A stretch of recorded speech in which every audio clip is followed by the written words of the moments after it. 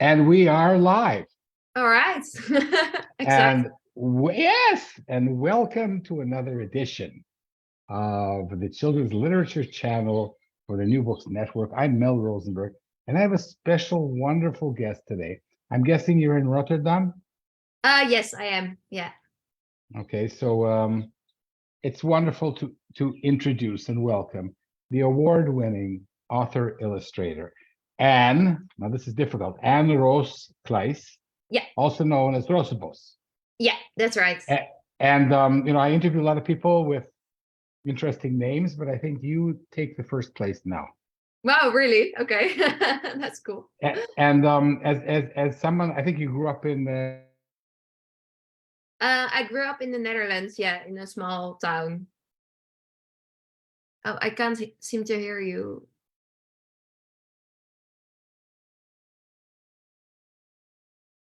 Mm,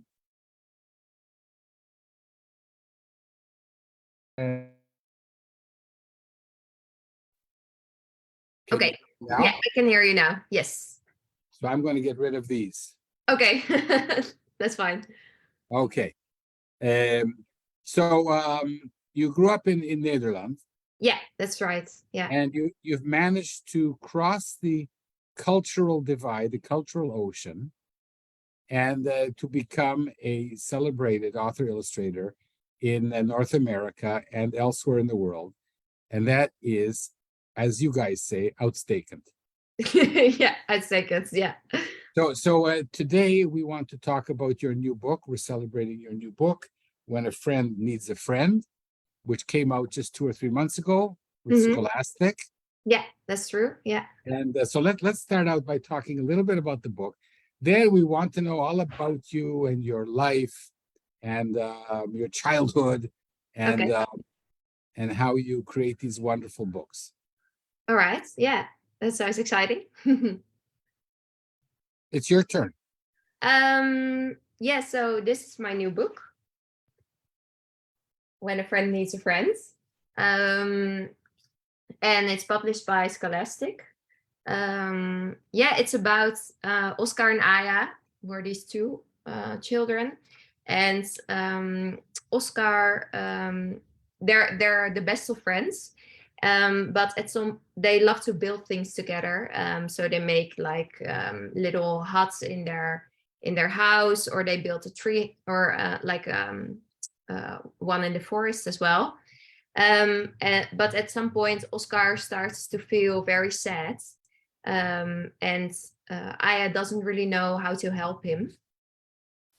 Then Oscar kind of starts building a little tree house to hide away from the world.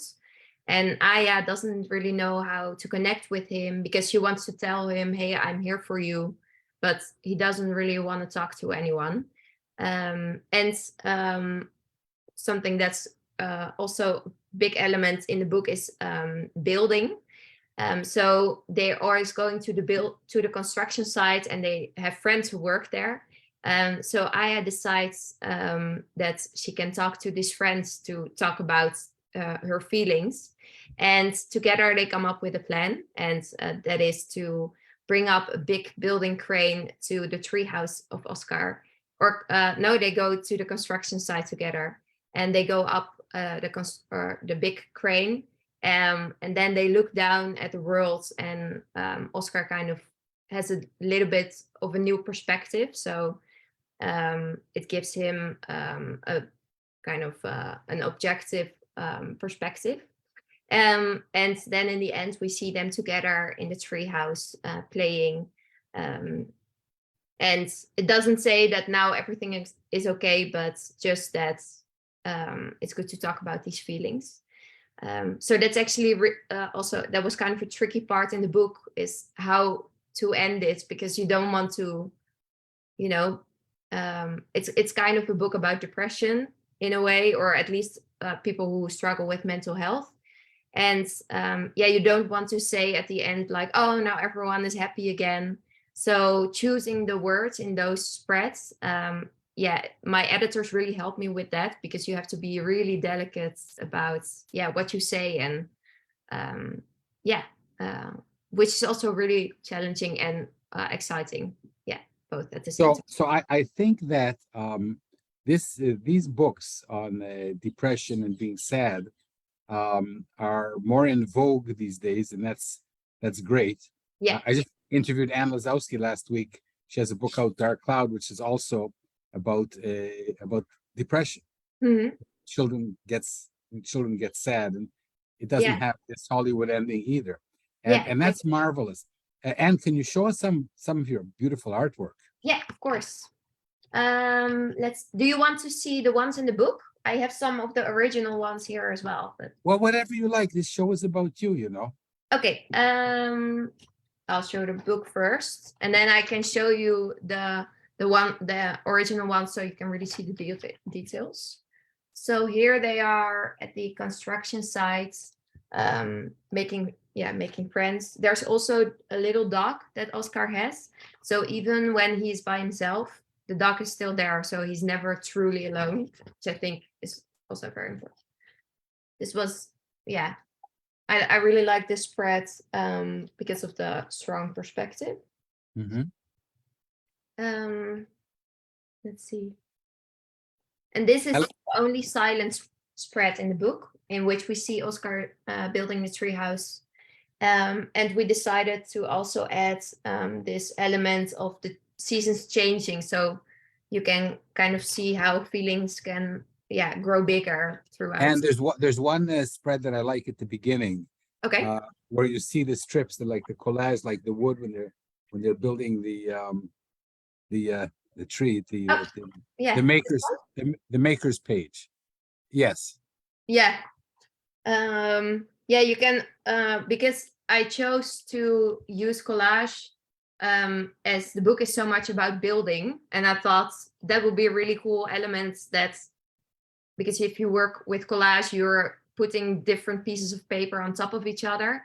And so in this way, I was also kind of building the images instead of just drawing them, which I can show you one of the original. But I have bad news for authors who think that they can illustrate by using collage.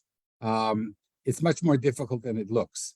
I don't know how long it took you to prepare this book, but I've interviewed Chris Houghton, who uses a lot of cut paper and collage, and Hanoch Piven, and these things can take years. You really have to be an artist. I tried, and I was a dismal failure. Yeah.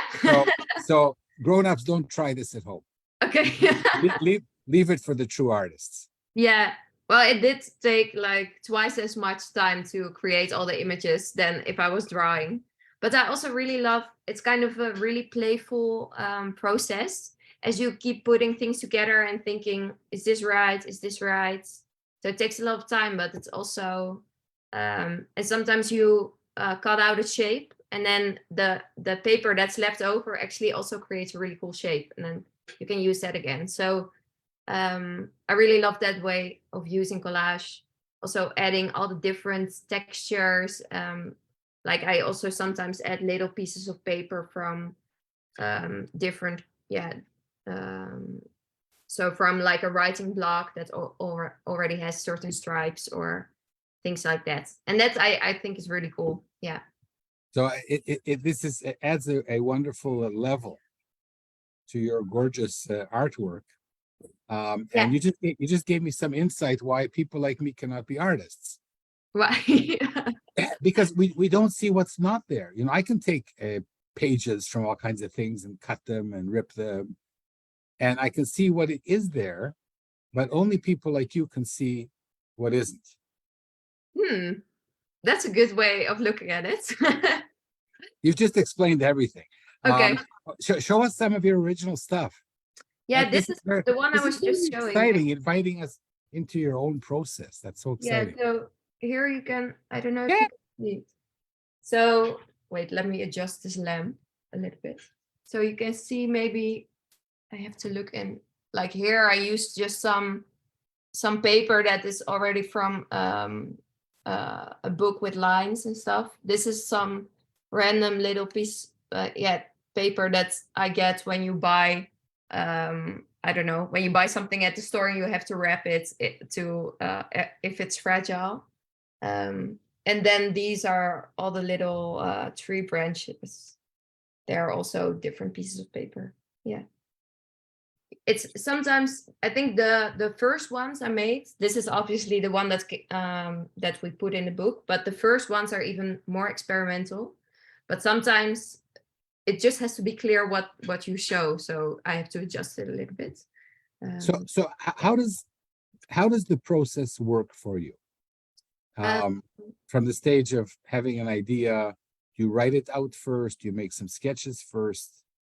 Yeah, for me, it really goes hand in hand. So when I'm also writing, then yeah, I come up with something, then I write a little bit, then I make some sketches, then I write some more.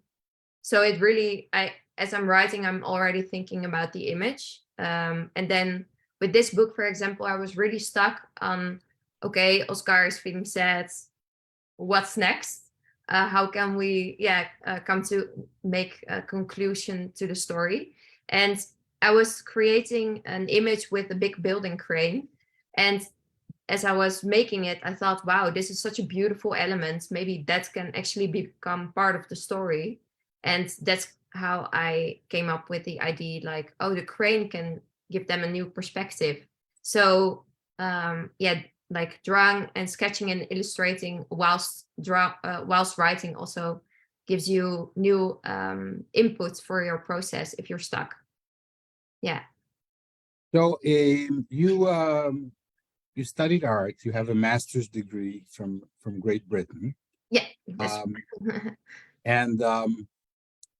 And you don't have to be in children's books. You could be designing and illustrating and perhaps making even more money.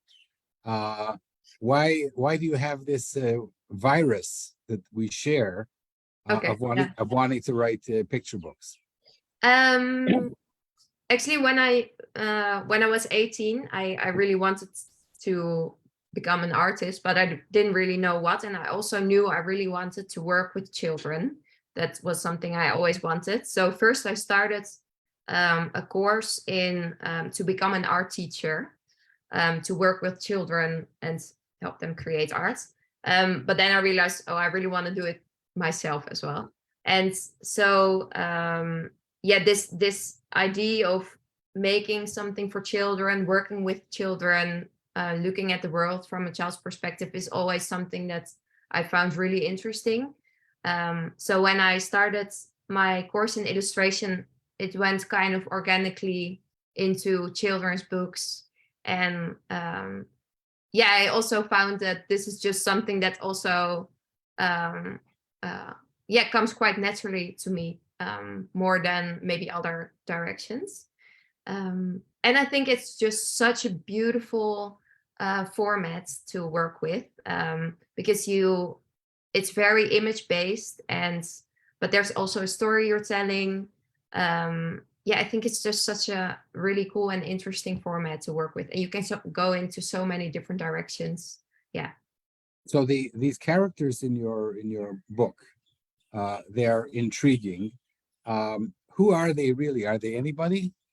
I know it's a stupid question, but I'm going to ask it anyway. I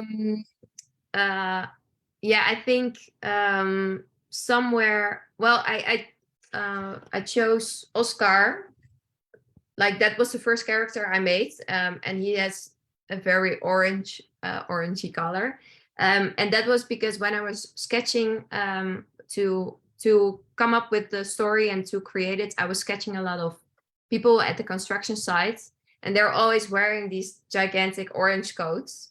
So I thought that could be really cool, spot color in the book. And that's why I chose that he has such an orange appeal, because it's it kind of reminds you of the construction sites.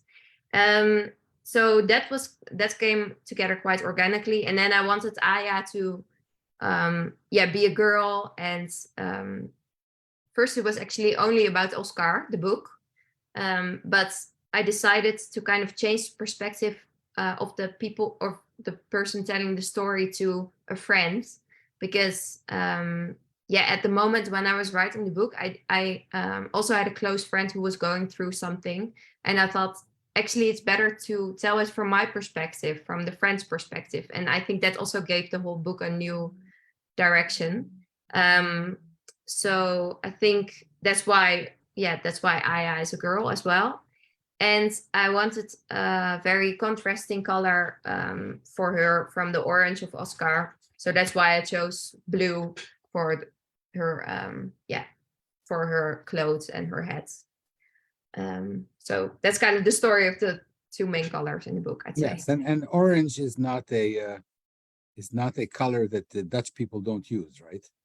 No, orange is a very big color in our country. Actually, I think a lot of people, it's I don't know if people know this, but the royal family's national color is orange. They're called of orange. So if it's King's Day in the Netherlands, everyone is wearing orange. But I think that's also a reason why sometimes Dutch people don't like the color orange, and they can only make the connection with King's Day. When I think it's actually also just a really nice color. Yeah. Yes, and I will tell you afterwards why it's become a special color for me also. Okay. But this show is about you, Anne.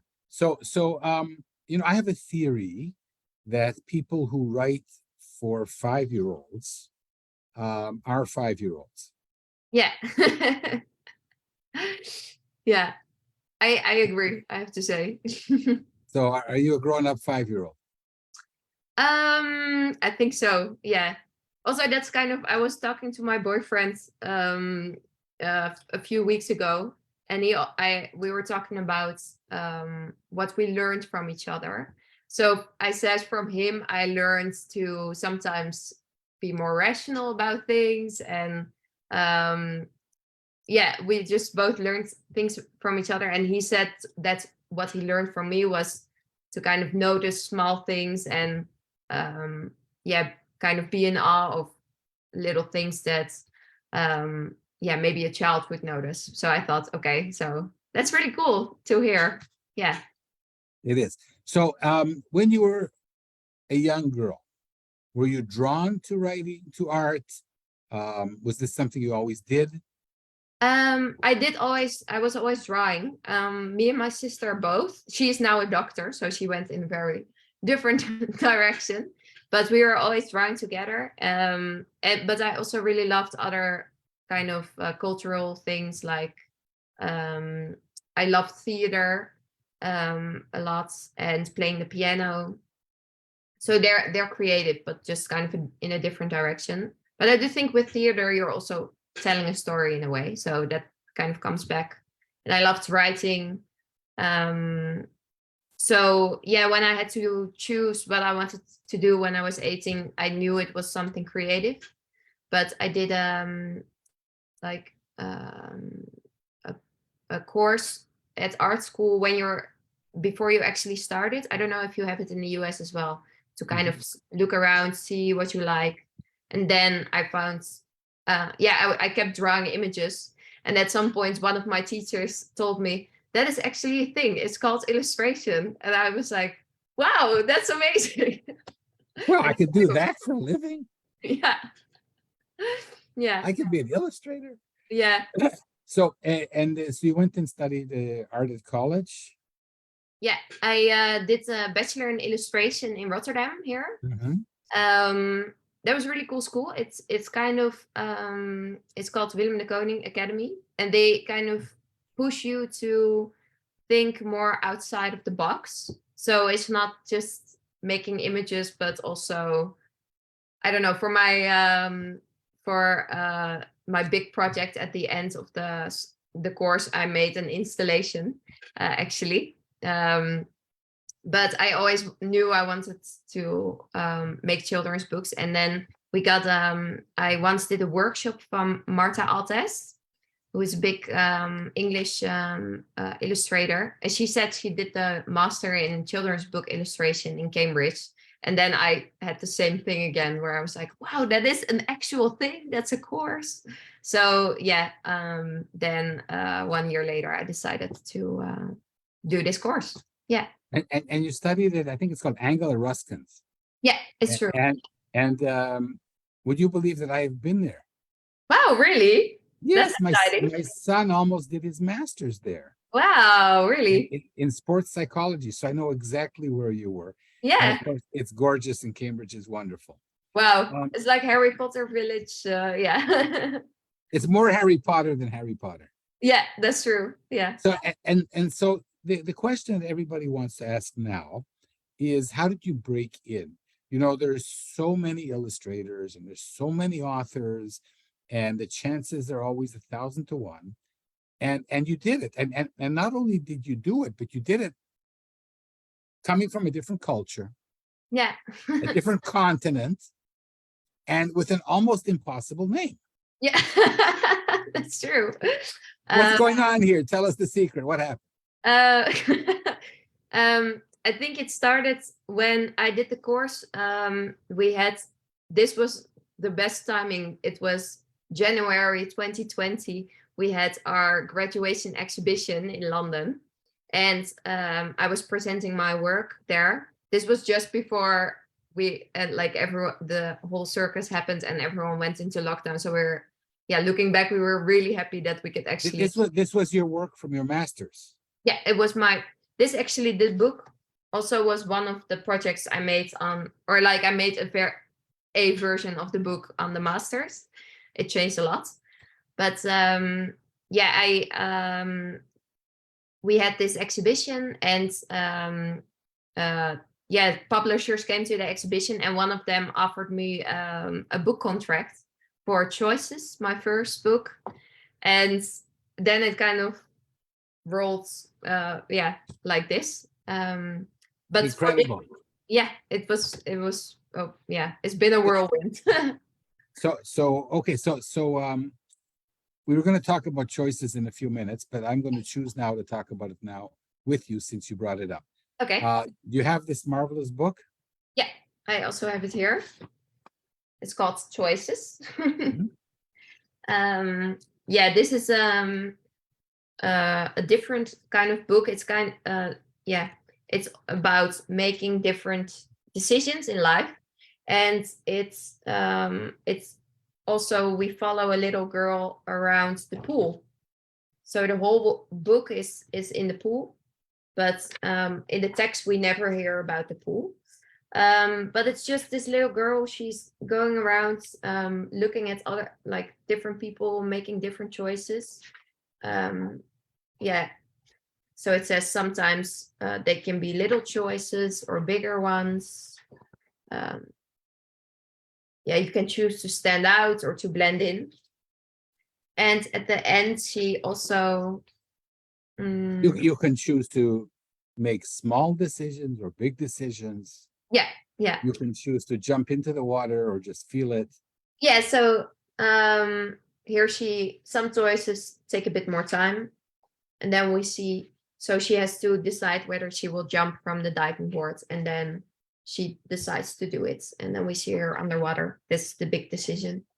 Then at the end, she comes out, and that's the book. So it's kind of, doesn't have a lot of words, but it just kind of makes you contemplate a little bit. And there's a lot to see throughout the book, a lot of different. No, this is a brilliant book.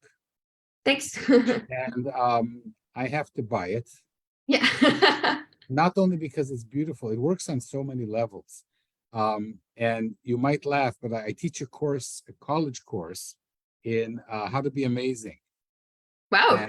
And it's a big question. And I was just teaching about this making decisions and choices. Yeah. And I use going swimming as an example. Yeah, that's great. Oh, and I didn't know about your book. Yeah, wow. So now I have to get my hands on it. Yeah. I've only seen the PDF. Can you buy it in the UK? Yeah, you can buy it in the UK and the US as well. I don't know exactly if it's in stores in the US, but it is available. But the luckily for me, I'm going to the UK. Oh, that's great. In a month, so I'm definitely going to pick up a book, and I might have to go to Rotterdam to get you to sign it, though. Yeah. I can send you one as well. Yeah. Ik hou van Nederland, but I don't know. Wow, your Dutch is very good, I have to say. Yeah. Bedankt. Yeah. Okay, so let's go forward now. So so this guy wanders by your project. Yeah. He says, "This is like Cinderella, you know." Yeah. Did you In a did you feel way. like Cinderella? I did when they said they were interested. And then I was already like, whoa, that's so cool. And then they emailed me while the Mhm. exhibition was going. They emailed me a proposition, and then yeah, I didn't really know what was happening. And it was also really nice because then COVID happened, which obviously for a lot of creative people was really challenging time. But yeah, I had this book to work on, so that really helped me. Yeah, And yeah, you were busy. You were busy. yeah, I was busy, but also it So was really nice to have so something to work on. so how did you find you have a wonderful agency, Yeah. uh, ad agency, Christy yours. How did you find them? How did they find you? Yeah, I think I started following them on Instagram, and Kirsty followed me back. And then I thought, okay, yeah, I might as well send in my work. And she got back to me quite quickly with really positive response, and she was really excited. And then we had a Zoom call, and it went all quite quickly. So Yeah. did she represent the sale of your first book as well? No, no, that was already, I was already making that, but she did this project from When a Friend Needs a Friend was like far away in my Mhm. And closet. and Yeah. and she sold that to Scholastic. Yeah, it's crazy. I was the And and yeah. and and, and so and you've won awards and you're sitting in Rotterdam and conquering the world. And you give a lot of hope. Oh, thanks. Um, Yeah. and oh, I have a few more questions to ask you. Your artwork and your text are so friendly Yeah, thanks. Wow. and very kid-like. You know, Hmm. Yeah. your writing and your illustrations are childlike. Yeah. They're not childish. Yeah. Um, and what I'm wondering is because everybody talks about the cultural differences, that it's hard to break in when you're doing a landscape that is not an American landscape, with a palette that is not an American palette, with a sensitivity that's not an American sensitivity. And you're doing it in front of our eyes. Yeah, I also don't know how it happened, but I was so excited when they asked if when they offered to publish this book, because I had made a different version of it on my master course. It was just for a project for like an 8-week project, and then I got my grade and I moved on to a different project. And Mhm. they asked me, I think Christy sent over a whole bunch of work from different people, and they said, wow, like Anne's work. Can she send over, does she have any story ideas? And I thought, well, I have this one that I made randomly. And they really loved it. And yeah, it went quite smoothly from there. Yeah. So now are you at some kind of crossroad? You've turned your two projects from Cambridge into Yeah. wonderful international books. Have you been to the States I to did. Yeah. Oh, it was awesome. I went in March. I went to promote this book, and I got to make a window for Books of Wonder, which is a like such a cool children's bookstore in Manhattan. So that was just a dream. Also, just being in New York anyway was super inspiring. Yeah. So and I had been once before when I was 12 with my parents. It's quite very different experience. But yeah, that was really exciting to make this window. I actually made it also I made a lot of I made kind of an installation of different buildings and the characters. And I made it in my studio in Rotterdam. But then I had to find a way to transport it all to New York. So I made everything exactly the size of my suitcase, and I brought this gigantic suitcase, and then I could put all the things together. So it was kind of difficult to work out, but it went So really. you're also a maker. You're a little like Oscar. Yeah, I guess. Yeah, that's true. So now you're at a crossroads. You've had two marvelous books that grew out of two projects at Cambridge. Mhm. And this often, when you're a scientist or in any profession, at the beginning of your career, sometimes you achieve success early on. I'm not going to ask you how old you are, but I'm guessing that you're very, very, very young. And what are you going to do now? I think I'll just keep on making books. I actually just finished a new book concept, very, very early stages last week, and sent it to Christy, my agent, to see if we can, get anyone interested. So I think I just want to keep going with that, and keep on creating books. I also love other types of illustration, but I also love children's books. So yeah, I do always, I have a big list of ideas or book ideas. So whenever I have one, I write it down, and then when I'm not inspired, I can just look at my list and go from there. So for all those people who are going to fall in love with your artwork, it's not likely that you'll be taking on jobs as the illustrator of a children's book. What do you mean? Well, there's people like me out there who don't know how to draw a stick man. I mean, you can probably draw a stick man though, right? No, But my stick men are bent and all curved, and they're falling over in each direction. Really, I can. that could also already make a book though. That sounds like a book concept. It could be. It could be. Yeah. Look, I also, like you, I have a list of hundreds of ideas, Yeah. but I can't draw them, and you can. Yeah. Well, I don't know. So I haven't seen your drawings, but yeah. now you're gonna have to trust me on that. Okay. Yeah. You just have to believe me. And I think that you're not going to be illustrating for other writers in the near future, are you? I am also illustrating books for writers. Yeah. So Oh, I have a few books in Dutch that someone else wrote that I illustrated. oh, so Yeah. you're okay with that as well? Yeah, actually, I really like it as well. I also like doing both at the same time, because the books that I write or like they come from something that interests me, of course.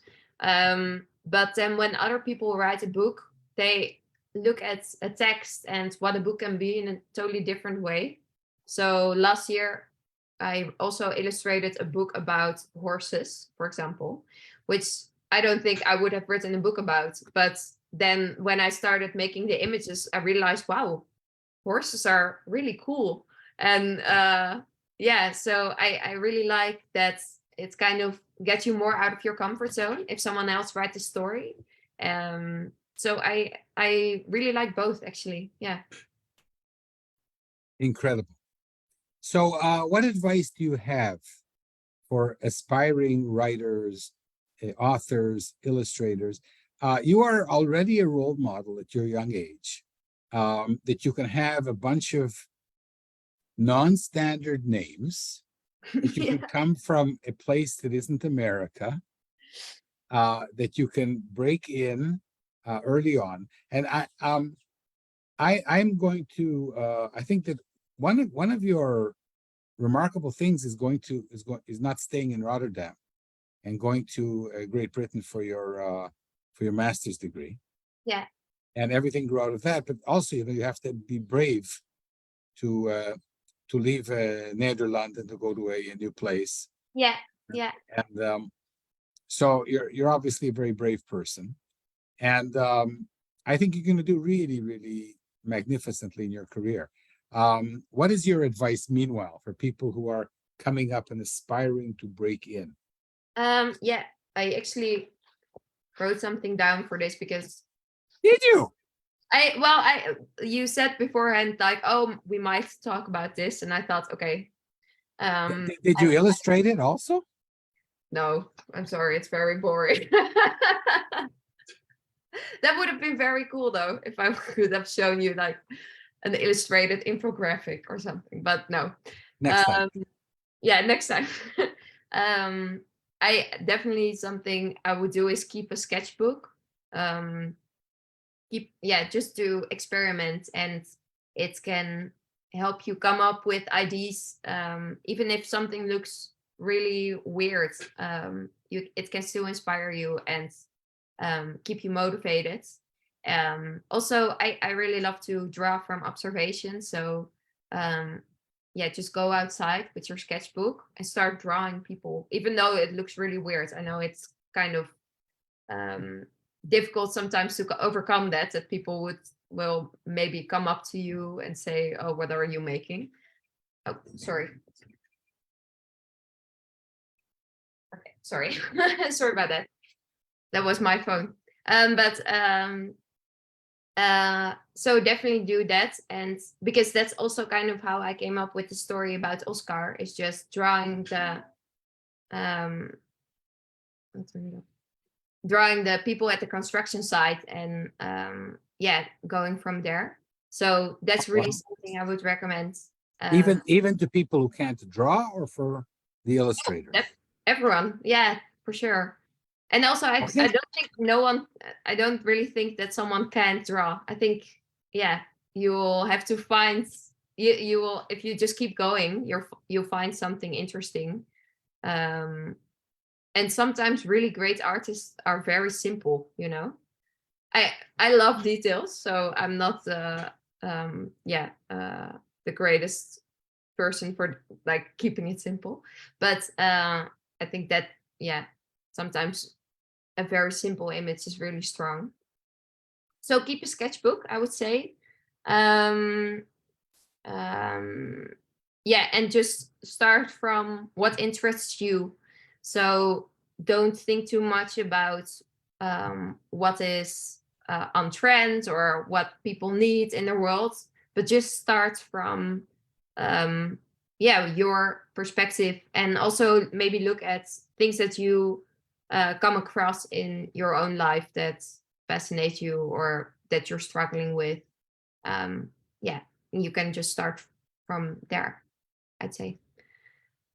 I hope that's something that's could help someone. That's wonderful. So now you explained something to me, which is when I looked at your work, particularly the Oscar book. Yeah. You see, you don't have to win an Oscar because you already have an Oscar. Yes. Sorry. That's good. Terrible. No, it's very bad. It's very bad. I haven't heard that. That's good. Yeah. Thank you. So I'm thinking, when I looked at your artwork, it reminded me of my favorite book when I was 5, which was Madeline by Ludwig Bemelmans. Okay. And yes, and there's a lot of sketchiness in those drawings of Paris. Yeah. And so I mean this is a big compliment to your work. I love that book. That's amazing. Yeah. So I really am honored to have interviewed you. Wow. Okay. And I wish you lots of luck, and who knows? Who knows? Maybe you can come to the Netherlands someday. You already speak the language. And practice my Dutch. Yes. Well, all I can say is bedankt voor de uitnodiging. Ja, nou, ik hoop je snel te zien. We're not going to continue because I've used up most of my Dutch right now. Okay. I've been interviewing the one and only Anne Roos Kleiss. Yes, that's true. That's your real name. That's my real name. Yeah. But your friends know you as Roozeboos. Yeah. And I think somewhere along the line, you're going to have to choose one or the other. Because at some stage, people are going to want to know what to call you. I mean, you could make it difficult, right? Yeah, I like Roozeboos for my books. And then when I'm chatting to someone, you can call me Anne. Yeah. So I'm thinking now that if I ever get going in North America, maybe I should be Melly Belly or something. Yeah. Go by my nickname, right? Yeah. Now don't call me. Yeah, but I mean nobody knows. Okay. But I mean, imagine an author named Melly Belly. Could work. It might work. Yeah. So you've inspired me, and I hope you've inspired many, many other listeners and viewers. For the viewers, you've seen Anne's beautiful artwork. Run out and buy her books. And for the people listening to the podcast, you missed out. So check her out. Her artwork is fantastic. Anne Roozeboos, it's been wonderful meeting you, interviewing you. You want to go out and come back? And I'll just tell you a few private things entre nous. Yeah. Which I don't want to share with the world. Yeah, that's fine. Sure. Okay. Thank you, everybody. And dank u wel. Dank u wel. Ja, graag gedaan. Uitstekend. Bye.